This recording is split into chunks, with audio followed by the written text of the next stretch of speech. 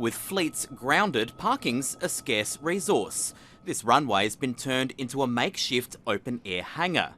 But while greatly reduced, the work of Sydney Airport continues. It's business as usual for us. We just like to see a few more aircraft moving. The route between Sydney and Melbourne is normally the second busiest in the world. Before the pandemic, there were around 160 flights between these two cities every day.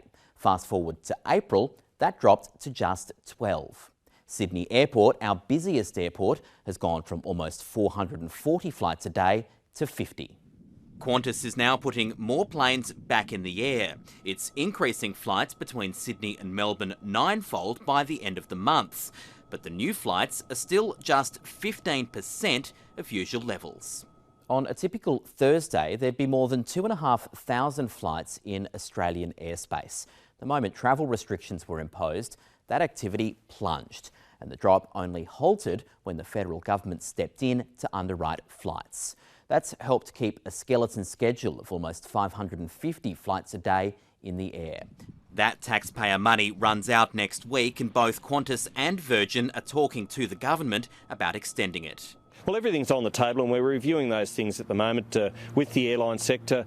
Qantas says some of its routes, particularly those affected by travel restrictions, are still commercially unviable.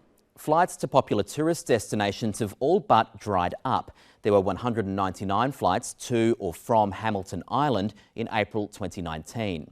The same period this year, 0. There was just 5% of the usual number of flights to Lord Howe Island, less than 4% for Port Macquarie, and less than 2% of normal flight traffic to Ballina Byron Bay. The airlines won't be flying unless they're supported to fly, unless passengers are buying tickets.